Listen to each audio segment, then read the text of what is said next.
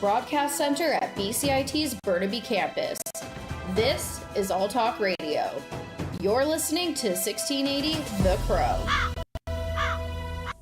Good afternoon and welcome to your 2:30 news update. I'm Nathan Maley. Our top story right now. Surrey RCMP reported to the area of a residential neighborhood in South Surrey following a shooting that has left one person injured. RCMP received multiple reports of shots fired and attended the area to find evidence of a shooting. A victim was found soon after at a local hospital with non-life-threatening injuries. A vehicle was located on fire soon after and is likely related to the incident, but further investigation is required to determine if that's true. The shooting appears to be a targeted incident, with the victim being known to police and associated to the BC gang conflict. Anyone with information on the shooting is being asked to contact Surrey RCMP. A 12-year-old boy has killed himself following an online sextortion scheme. Beth Layton of the Canadian Press explains. Mounties say the unnamed youth was at home when he shot himself rather than endure the ongoing sextortion demands. Few details are available, but police say the death happened on October 12th. An RCMP statement urges parents to be honest with children about the dangers of online activity, especially with people they don't know. The statement reports 62 cases of online sextortion in Prince George alone this year, up from 56 last year. Beth Layton, The Canadian Press. People experiencing or at risk of homelessness in Victoria are being moved into 46 new homes with the opening of the Juniper. It is a new six-story building where each studio unit includes a private washroom, shower, kitchenette, and full-size fridges. The building is set to be operated by PHS Community Service Society and will include security and counseling, among other things. The province, through BC, provided approximately $50 million to the project through Building BC.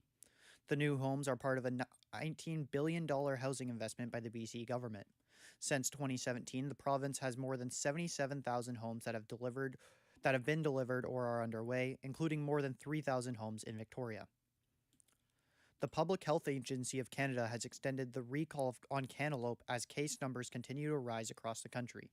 Our reporter Abby Francis spoke with the PHA about salmonella symptoms and what to do if you own one of these fruits. The Canadian Public Health Agency has reported 12 salmonella cases across British Columbia linked to the Makita and Rudy cantaloupes.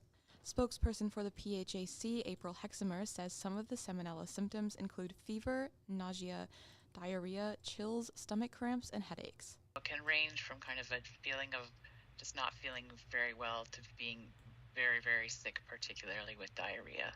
The Public Health Agency is continuing their investigation of the salmonella outbreak and advises Canadians to check their fridges and freezers for the recalled fruit. If found, they advise to throw out the cantaloupes and wash away any surface they touched. Abby Francis, 1680 The Crow. Burnaby RCMP are asking the public for help in locating a missing person.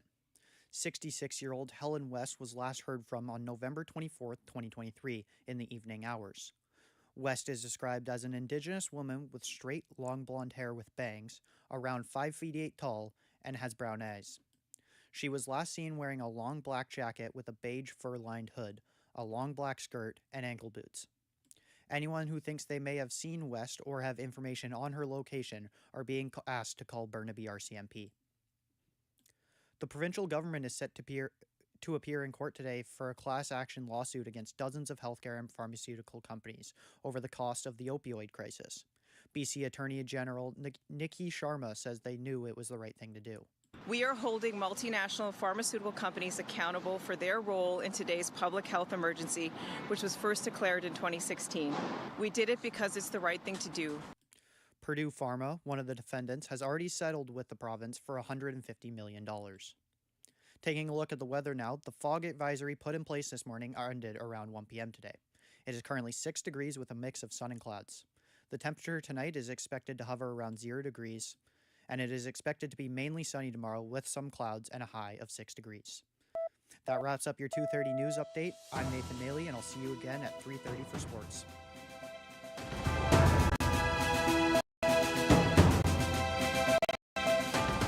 Stay tuned for more on BCIT's 1680 The Crow.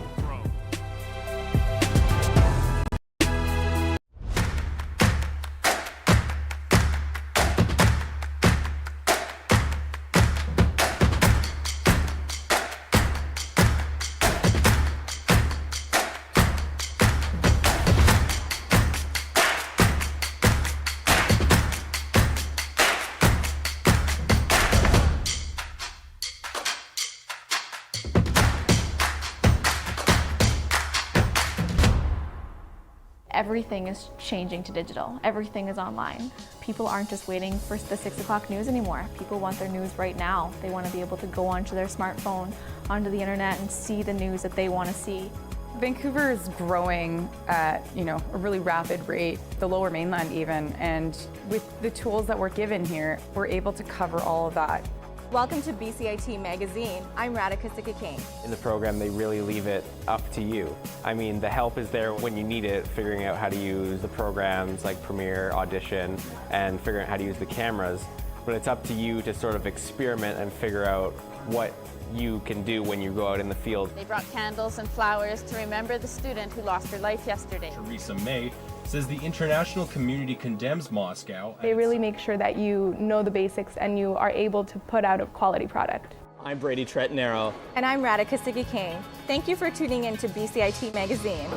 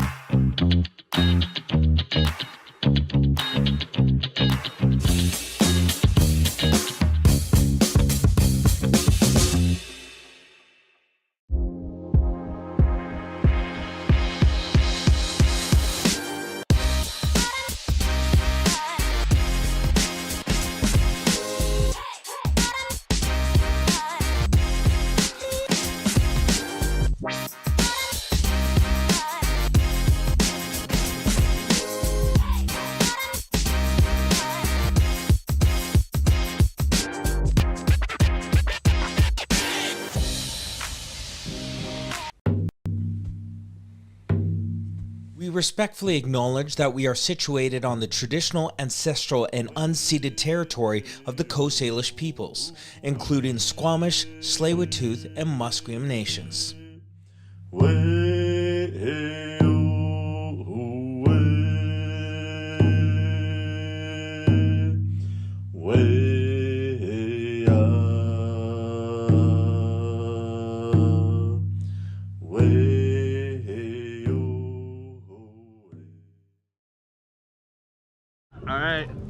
ready, on your toes.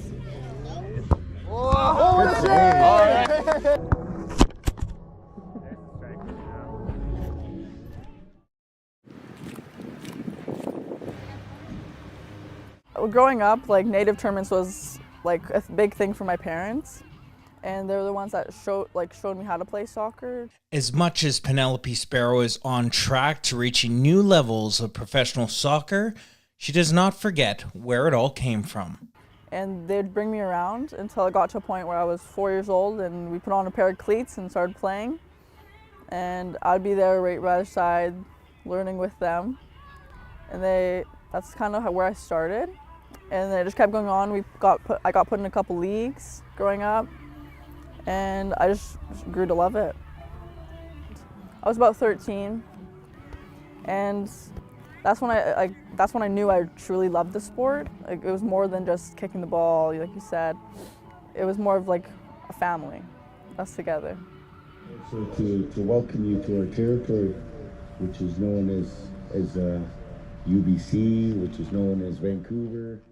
For Thompson Nelson, it's important for him to reflect on his roots while mentoring the next generation of Indigenous athletes. It was just built into our family. And so from the time I could walk, my dad was throwing a soccer ball at me and just go out and have fun. And he was a traveling kind of traditional artist, merchant salesman, so we'd go to all the soccer tournaments across Vancouver Island, as well as over here on the mainland in the Indigenous circuit. So I just grew up around watching it, playing it, and just watching every aspect of it. And so I really fell in love with it, and every morning I'd go and just watch with him.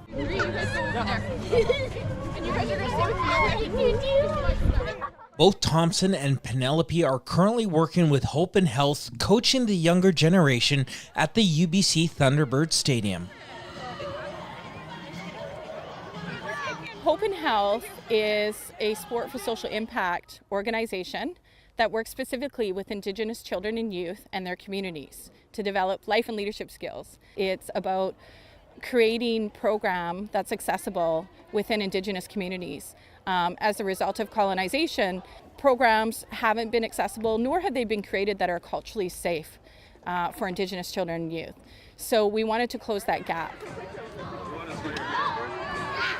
We really have been working on creating the pathway from those young, talented athletes that aspire to go pro or play to an elite level as high as they can go. When we had the opportunity to consider to take ownership over the League One BC Varsity FC team, it just made total sense that that would allow us to create that piece, which is the semi-professional, high-performance level, so then we can work with our communities as young as 3, 5 as little champions, all the way through their journey to Natsama FC. Varsity FC was run by UBC Athletics, but Hope and Health purchased the rights and has rebranded as Natsama FC.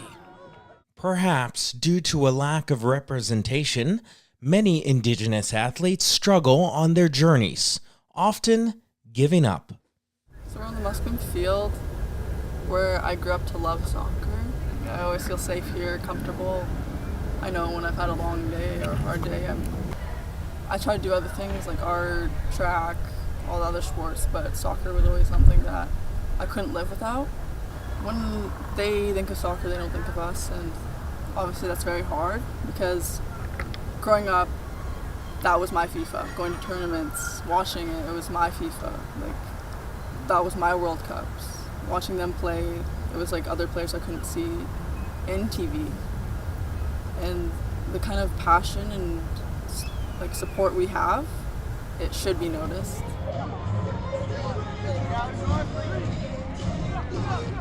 You don't see any native players, obviously. And it was just a battle. It's just like, am I trying, like, am I doing enough? Am I gonna achieve anything? Like, I didn't see anybody like me. So it was obviously really tough. It's just like, am I there for nothing? Am I doing this all for nothing? Like, there's nobody, I had nobody to like look up to. One significant kind of moment for me was in high school. I was about 14, and I wasn't, like I said, I was a late bloomer. I was a bit out of shape, I guess, plumper than some of the other boys, and we had these fitness tests to introduce us into the high performance leagues, like for example, like Natsama and like UVic, Union Up to University. And I failed this fitness test. I guess not failed, but I just didn't do well. So that was really significant for me because I was bullied for that, and it felt pretty bad. So then I did that for a year, and then I came back the next year and nobody recognized me. I slimmed out, I got better. People thought I was an exchange student until I said my name. And then I came back and did that same fitness test, and I was in the top 2. I got like level 12 or something. But I think one of the lowest points, it's not a low point, but something you just kind of live with was, like I said, my dad passed away when I was 7.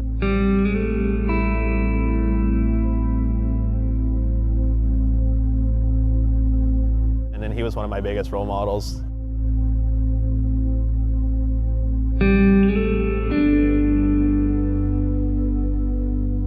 And I'm thankful for my uncle taking over and like raising me as one of his own too. But like not having that male figure to really be like, good job, son, or like, you know, like,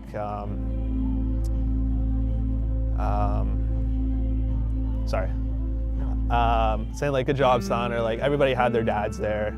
And me, after I finished a game, I'd just look in the stands and sometimes I'd have family, sometimes I wouldn't, and then it'd be like kind of like a little, you sit in the change room, you give yourself like a little self vibe, or like, and sometimes it's just nice to have that outer, I don't know, just a little nudge like, hey, you're doing well, just you're on the right path kind of thing. Because sometimes you just don't know, you get lost along the way, and sometimes you need that little push. But I'm grateful for everybody in my life and who have brought me and raised me to bring me to this opportunity. But in essence of barriers, like there definitely is barriers out there. And it can be a struggle, but you just gotta be proud, like don't fall into negativity. Like if somebody has something bad to say about you, just brush it off and just keep moving forward in a positive way. Because as an Indigenous youth, like we're representing our community, not just ourselves. Like it takes a village to raise a child. Like for me as an example, I had uncles, aunties, coaches, a plethora of people that like help support me. And it really shows like growth and development. And you're just there to represent your people to the best of your abilities and just make whoever proud and yourself proud, more importantly, and then just walk in a good way.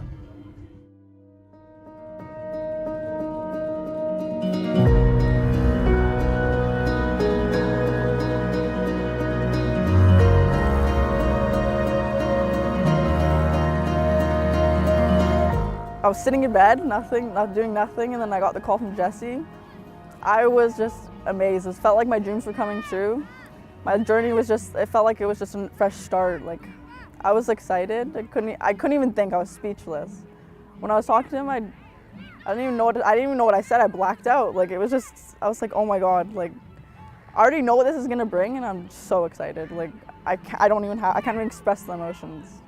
And when I found out, I was like, okay, this is something cool. This is a big step. Like, let's just go and take the plunge, see what happens. So I came here, and the group was very welcoming, and it was just nice to be in just such a high level. And right away, you could notice the jump. It was faster, people were smarter, the play was just intense. But I loved every minute of it, and I loved seeing if I can rise to the challenge. Oh, what a finish, all right. And when I got that call to come back for more tryouts and then that final assessment that I made the squad, it was over the moon. I didn't really know how to like react. I was on the ferry trying not to like laugh out loud. I had this like big smirk because I was sitting next to people I didn't know, and I was like, I had to go outside and just like take a breath of fresh air. But it was just awesome just because for a moment of like, that's it, this is a big moment just to like prove Indigenous players have capabilities and opportunities to show talent, because there's a lot that fall through the cracks that just don't get that opportunity. And sometimes all you just need is that one, or even that one person that believes in you. And I'm hoping this platform of Natsuma, and even me just being here, will show other Indigenous youth and other players that you can do it. You just dedication, hard work, and lots of just faith, and just reaching out to, like putting yourself out there, and not being afraid of like the racial barriers or like people doubting you that you can't do it. For sure. Nice dribbling. Almost. We have them wide.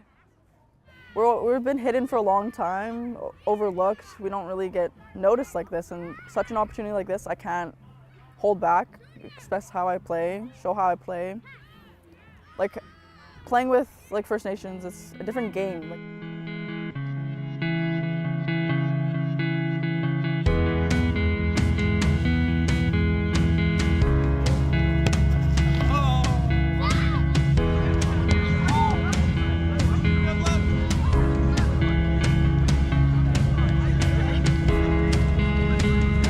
To date, Notsamont FC has signed 11 Indigenous players across the men's and women's teams, including 5 Indigenous assistant coaches. Their inaugural season begins April 29th at Swangard Stadium.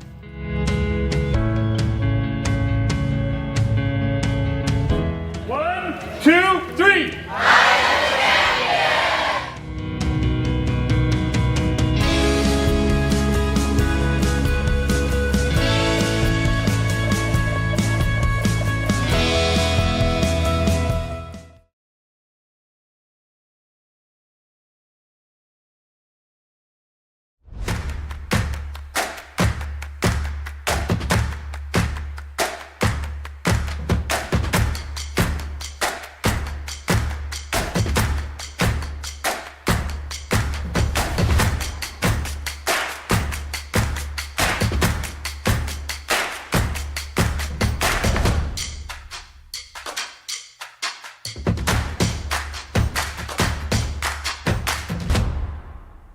Everything is changing to digital. Everything is online. People aren't just waiting for the 6 o'clock news anymore. People want their news right now. They want to be able to go onto their smartphone, onto the internet, and see the news that they want to see.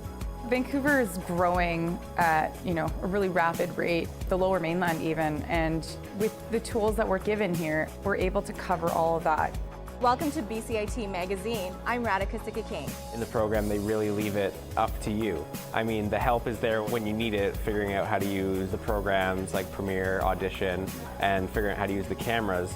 But it's up to you to sort of experiment and figure out what you can do when you go out in the field. They brought candles and flowers to remember the student who lost her life yesterday. Theresa May says the international community condemns Moscow. They really make sure that you know the basics and you are able to put out a quality product. I'm Brady Tretnero. And I'm Radhika King. Thank you for tuning in to BCIT Magazine.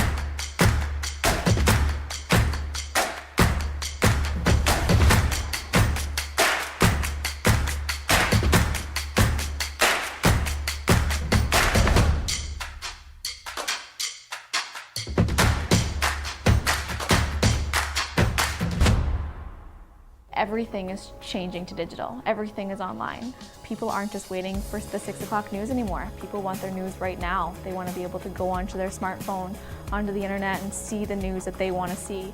Vancouver is growing at, a really rapid rate, the Lower Mainland even, and with the tools that we're given here, we're able to cover all of that.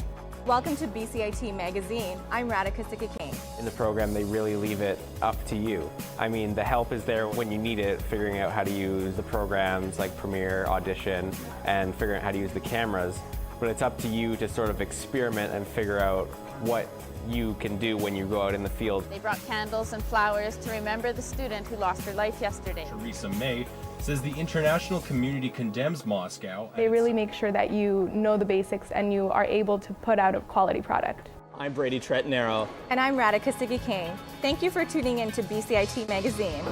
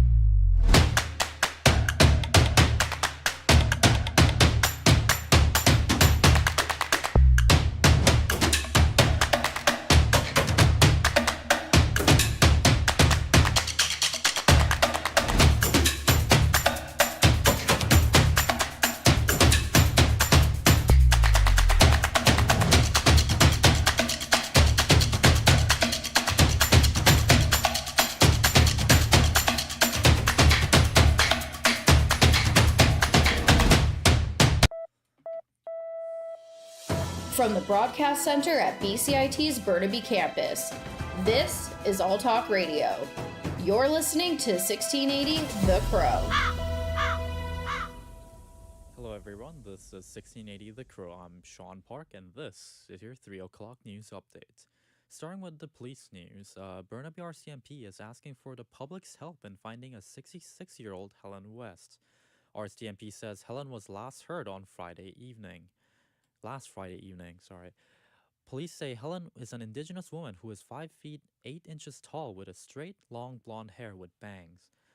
They say she was last seen wearing a long black jacket, a black skirt, and a pair of ankle boots. Mounties say they are asking for anyone who saw Helen West or have information about her whereabouts to contact the Burnaby RCMP as soon as possible. Surrey RCMP says one person is injured from a shooting incident that happened earlier today. Around noon, the RCMP says they received multiple reports of shots being fired in the residential area near the Bells Estate Park. Police have already investigated the area, but the injured person was not there initially. The Mounties have found the injured person at a local hospital and reported with non-life-threatening injuries. Mountie says it is still in the early evidence-gathering stage of the investigations, but they did say the shooting seemed to be related to the BC gang conflict. They're urging anyone with more information to contact the Surrey RCMP.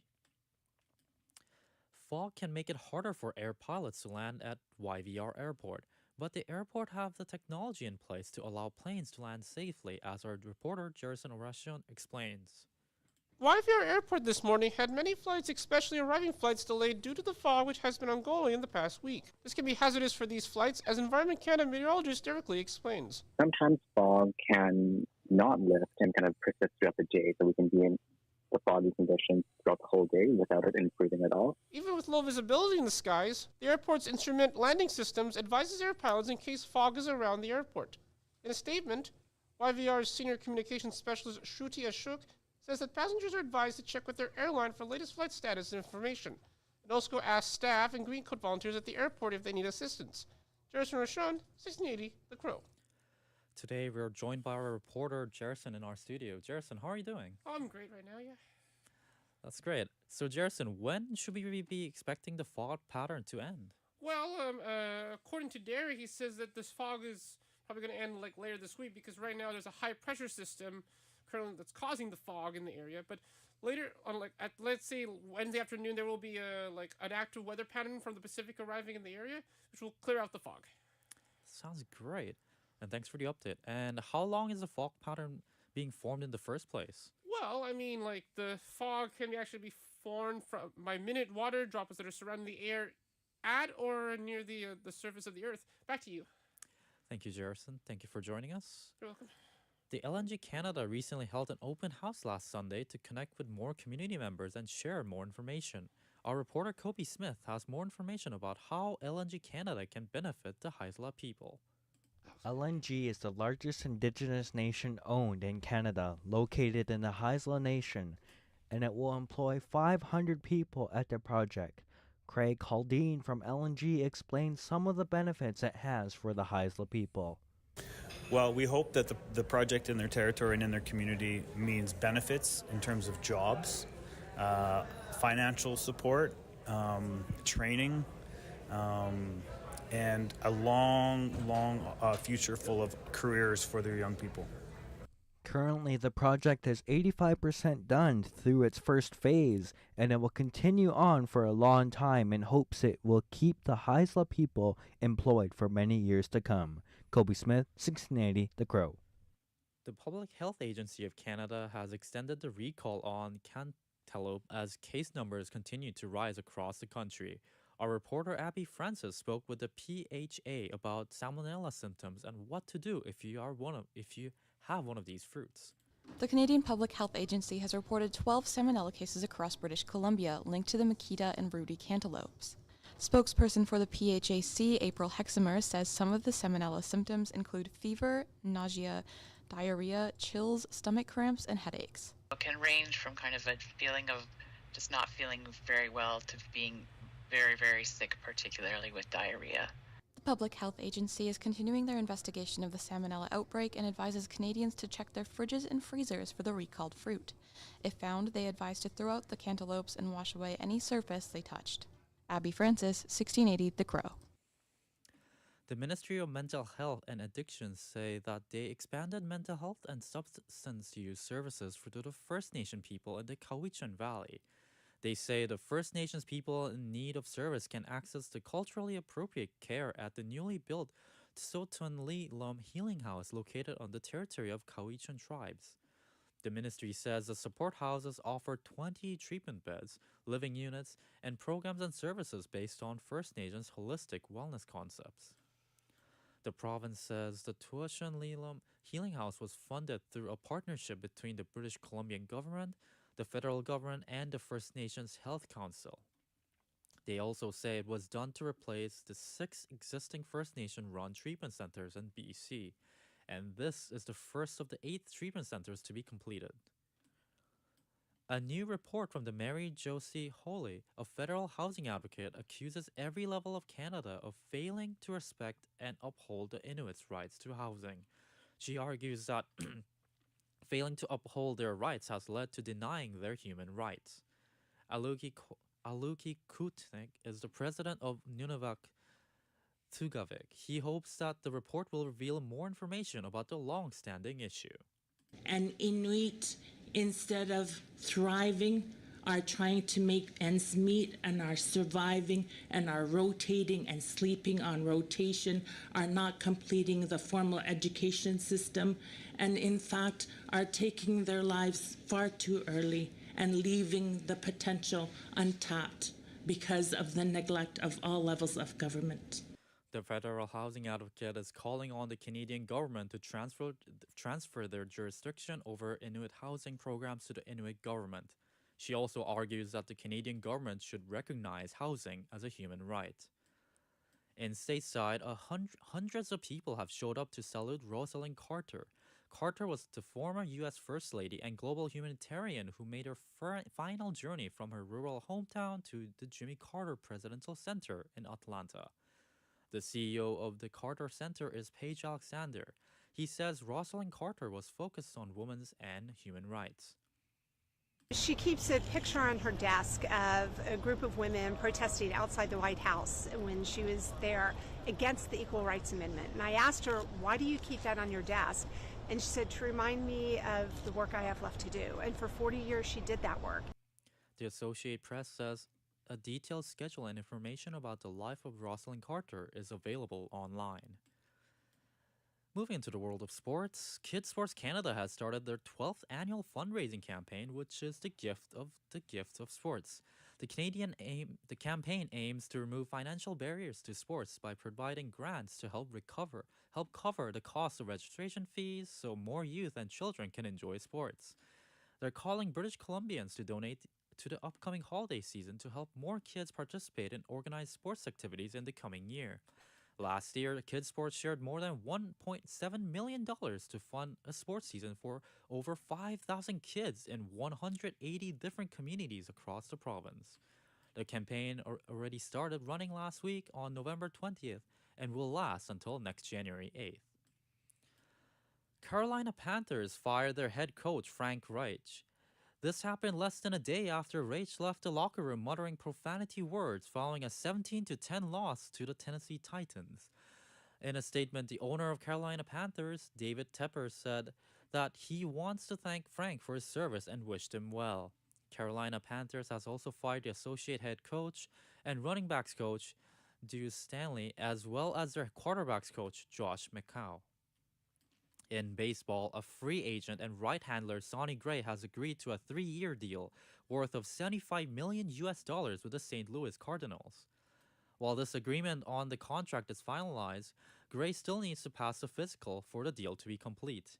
Last season, Gray put up a 2.79 ERA and 1.147 WHIP in 32 starts, which is 184 innings with Minnesota. Moving on to the world of hockey, the Winnipeg Jets still remain the top Canadian team, moving up from 6th to the 4th on the list. The Jets finished last week with a 2-1 record, which included winnings over Florida Panthers and Tampa Bay Lightning. Experts expect them to remain in the top 10 hockey teams for the coming weeks. And the Vancouver Canucks are back, and they're also on the rise into the top 10. They're rising to the 5th place this week from the 11th. Last week, they went 2-2, but remained 1 point out of the top spot in the Pacific Division. Even though they're seeing a slowdowns, experts says they're still ranking 9th in the expected goals and 12th in the expected goals against. In badminton, Canada won 5 medals in the men's singles badminton event at the Parapan American Game in Santiago, Chile. Canada's team of 135 athletes has collected a total of 52 medals. They have 9 gold, 15 silver, and 28 bronze medals in 14 different sports. Canada's ranked 6th in total among the 21 participating countries. Karen O'Neill is the president of the Canadian Paralympic Committee. She says this was an excellent showcase of creating more inclusive and accessible world through sports. In soccer, to honor Canada's female captain's final international match, the BC Place Stadium is being renamed to Christine Sinclair Place for a day. Sinclair will play against Australia in her backyard on Friday at Starlight Stadium in Langford, BC, this Friday, and in Vancouver on December 5th. The Langford game is already sold out, and over 40,000 tickets are already sold out for the game in December. She's the world's all-time highest soccer in goals scored with 190 from 329 international games. Looking at the weather now, the fog that clouded from morning to noon is completely cleared up. And that's it for the 3 o'clock news update. I'm Sean Park, and this is 1680 The Crow.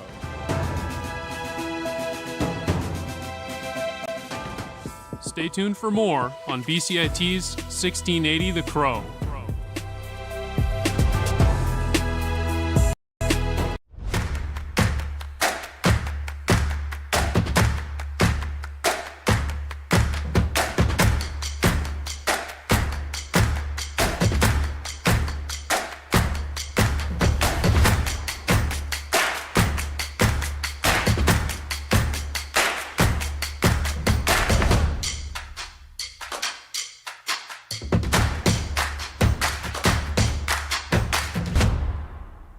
Everything is changing to digital. Everything is online. People aren't just waiting for the 6 o'clock news anymore. People want their news right now. They want to be able to go onto their smartphone, onto the internet, and see the news that they want to see. Vancouver is growing at, a really rapid rate, the Lower Mainland even, and with the tools that we're given here, we're able to cover all of that. Welcome to BCIT Magazine. I'm Radhika Sikakane. In the program, they really leave it up to you. I mean, the help is there when you need it, figuring out how to use the programs like Premiere, Audition, and figuring out how to use the cameras.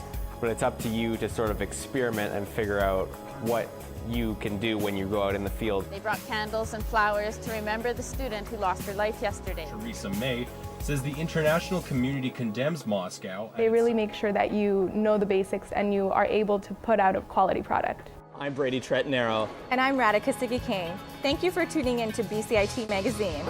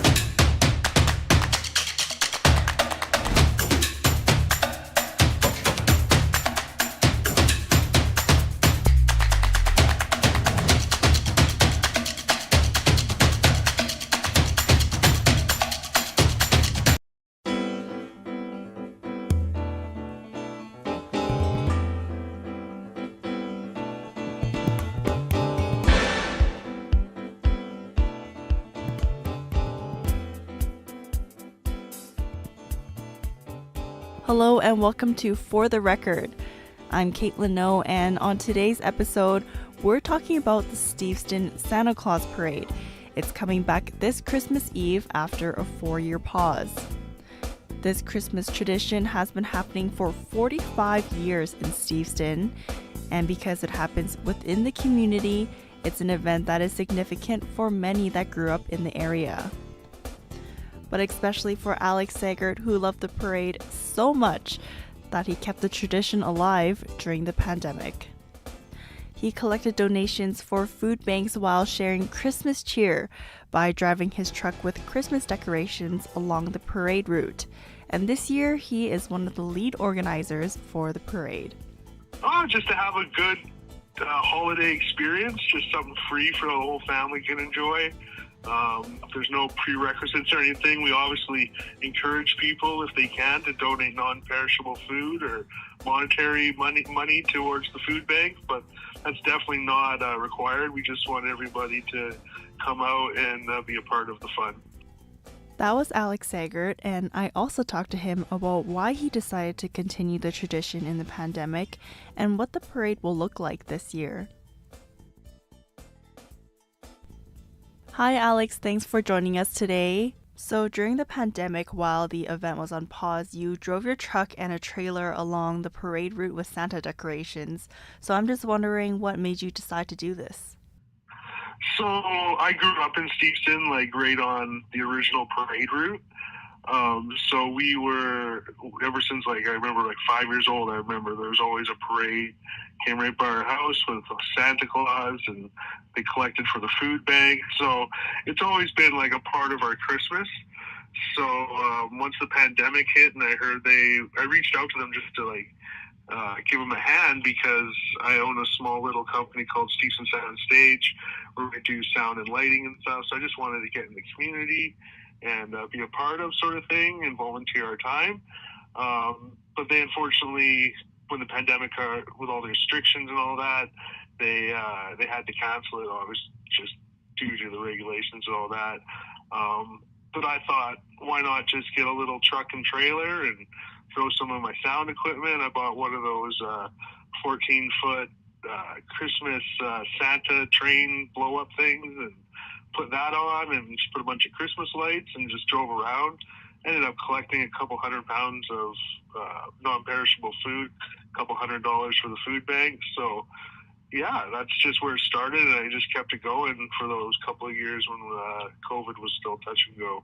And what were some of the reactions you saw from people in the neighborhood as you drove your truck around? Oh, people loved it. It was, I even actually drove by the house of the original family that created the parade back in, I think, 1978-ish.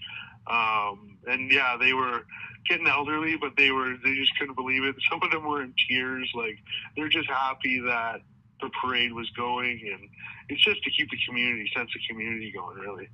And personally for you, how did you feel as you were driving around? Oh, I had a great time. I love doing stuff like this. So anytime we have a chance to go back to the community, definitely a great time. So I guess you kind of kept this Christmas tradition alive during the pandemic, and as you said, it seems like a lot of people enjoyed that. So how is the Steveston Santa Parade coming back this year going to be different from previous years? Well, I think it'll be great to have like all the families that know about it be involved, and then maybe all the people that have moved in the neighborhood during those couple of years are going to see everybody out on the street around 6 o'clock and be like, so what's sort of going on here? And then maybe come out, bring coffee, have a nice holiday drink or something, and enjoy the festivities. And do you hope to keep being involved and being the organizer for the parade in years to come as well? For me, yeah, no, I definitely want to be. As long as I live in the area and live in Richmond, definitely. Like, my parents still live in Steveston. I live in Steveston.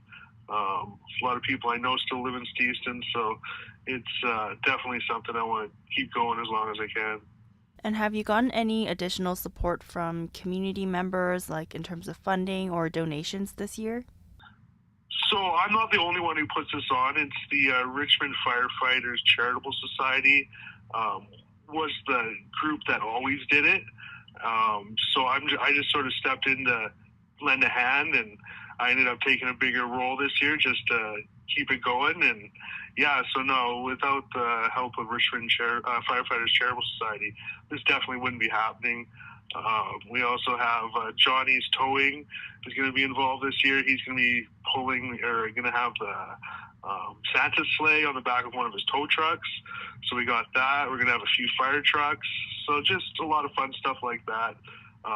And yeah, we're definitely inviting the community, if they want to be involved, to definitely get a hold of us. And for people going to see the parade this year, what do you hope for them to feel or to get out of the experience? Just to have a good holiday experience, just something free for the whole family can enjoy. There's no prerequisites or anything. We obviously encourage people, if they can, to donate non-perishable food or monetary money towards the food bank, but that's definitely not required. We just want everybody to come out and be a part of the fun. And for people who just moved into the neighborhood, or maybe those who are planning to go see the parade who are from outside of Steveston, could you just describe the route of the parade? So the route of the parade is like right adjacent to Steveston Village, so it's in the neighborhood of where of the actual, like, well, the businesses are. So we just have a route that you can find online. We start at 4th Avenue and Regent Street and wind our way through towards the village, sort of thing, and end up finishing over off at Gary Point Park. And will you be dressing up as Santa for this year's parade, since it is the first time it's happening after a long pause? I probably won't be, because I'll be doing some other stuff with the logistics of the parade, but we are definitely hoping to have a Santa Claus and a Mrs. Claus in the parade. Yes. That's great. I really hope that it will be a success this year and that you guys will have a good turnout. Lastly, is there anything else you would want to say about your experience in keeping the parade alive during the pandemic, or what you hope for this year's parade to be like? Well, with the pandemic, it was just me and myself, and actually last year we had one of my other neighbors joined in. So it's definitely going to be different this year. There's definitely more of a parade atmosphere, I guess you'd say. It's not a long parade, but we have lots of really good Christmas music going on, and lots of fun stuff like that. We are looking to volunteers still, so if anyone is looking to volunteer, all our contacts is on our Facebook, the Stevenson Santa Claus Parade. But yeah, no, it's definitely going to be a good time. Okay, thank you so much for your time, and I hope you have a great day. Thank you very much for having me. Thanks for listening to this episode of For the Record. I'm Caitlin O, and stay tuned for more episodes produced by our BCIT students on 1680 The Crow.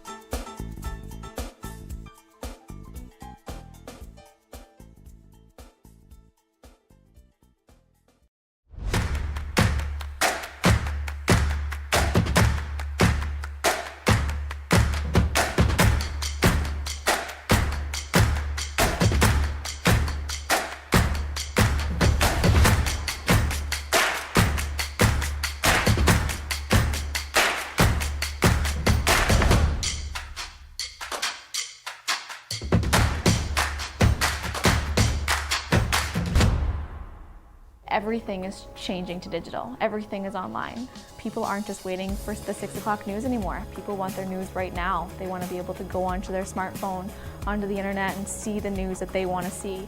Vancouver is growing at, a really rapid rate, the Lower Mainland even, and with the tools that we're given here, we're able to cover all of that. Welcome to BCIT Magazine. I'm Radhika Sikakane. In the program, they really leave it up to you. I mean, the help is there when you need it, figuring out how to use the programs like Premiere, Audition, and figuring out how to use the cameras. But it's up to you to sort of experiment and figure out what you can do when you go out in the field. They brought candles and flowers to remember the student who lost her life yesterday. Theresa May says the international community condemns Moscow. They really make sure that you know the basics and you are able to put out a quality product. I'm Brady Tretnero. And I'm Radhika Sikakane. Thank you for tuning in to BCIT Magazine.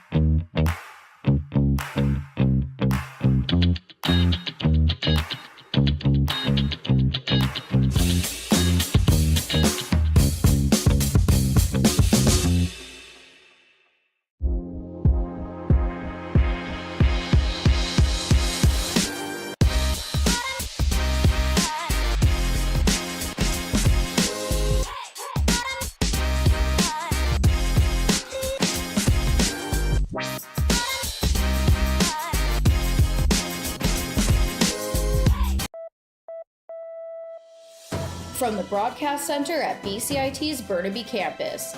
This is All Talk Radio. You're listening to 1680 The Crow. Good afternoon and welcome to your 3:30 Sports Update. I'm Nathan Maley. Starting with some soccer news, BC Place has announced that they will change their stadium's name to Christine Sinclair Place for one day. Sinclair is set to play 2 final games for the Canadian national team, with the first coming this Friday in Victoria. The name change will take place December 5th, ahead of her final game. The Burnaby native is the all-time international goal-scoring leader, scoring 190 times in 329 appearances.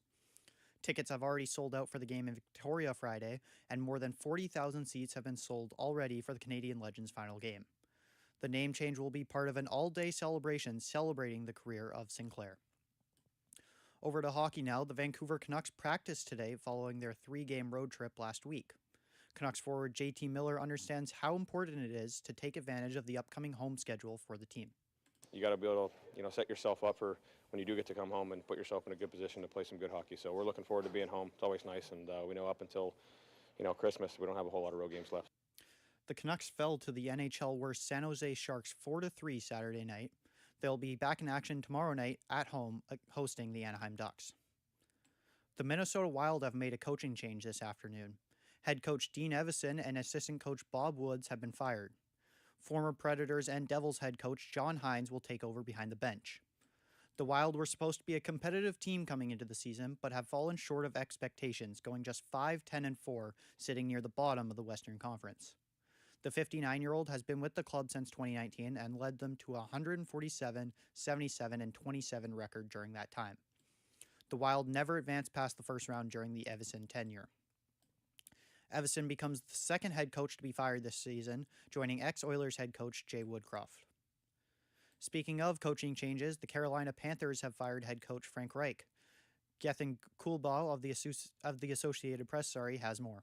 The Frank Reich era in Carolina is over after only 11 games. The Carolina Panthers fired their coach on Monday following the team's NFL worst 1-10 start. Panthers owner David Tepper announced the move hours after several news outlets reported that he used a profanity as he was leaving the locker room following a 17-10 loss to the Tennessee Titans on Sunday. Tepper hired Reich to fix one of the league's worst offenses over the past few seasons and develop number 1 overall draft pick quarterback Bryce Young. I'm Gethin Kulbaugh.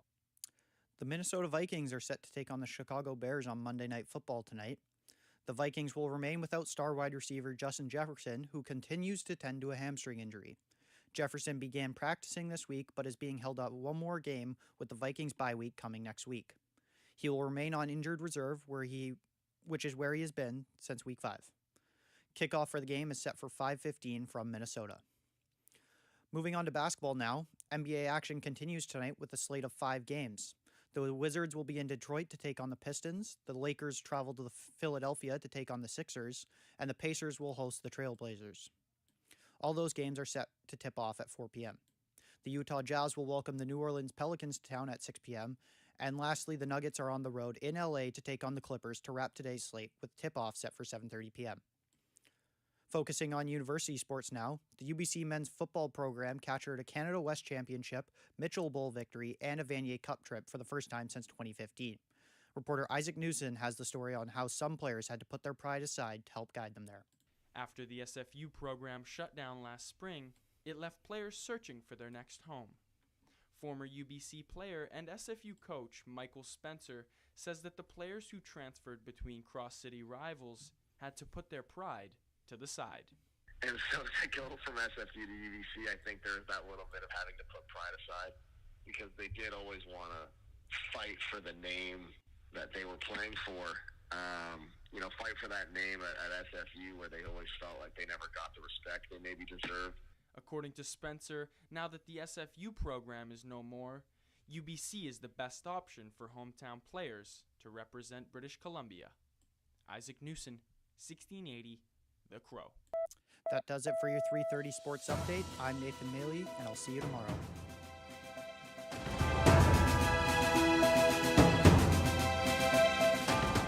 Stay tuned for more on BCIT's 1680 The Crow.